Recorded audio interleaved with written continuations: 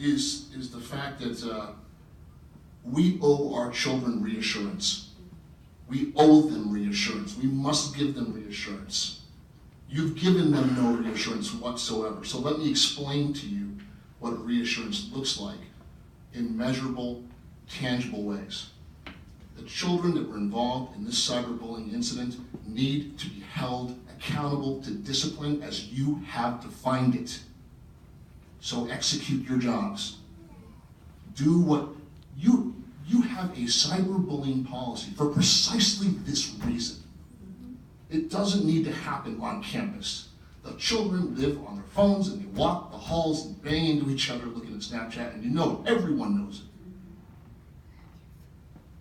Execute your policy. That's number 2.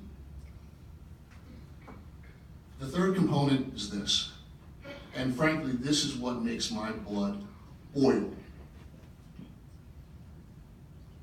The first response from Principal Kopolinsky on this matter within 24 hours of it becoming an issue was to do two things.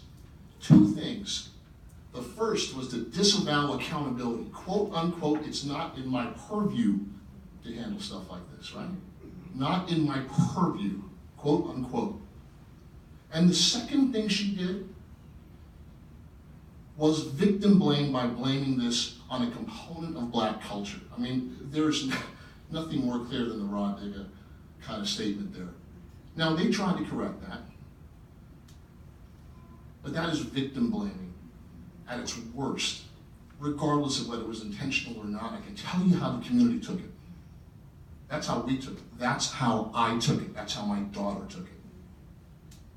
And so when you look at the response, the failed second response, and the fact that 144 hours have gone since I submitted a complaint to you, Dr. Gilbert, to you, Mrs. Castillo, and to Barbara Kopolinsky, and I've heard nothing.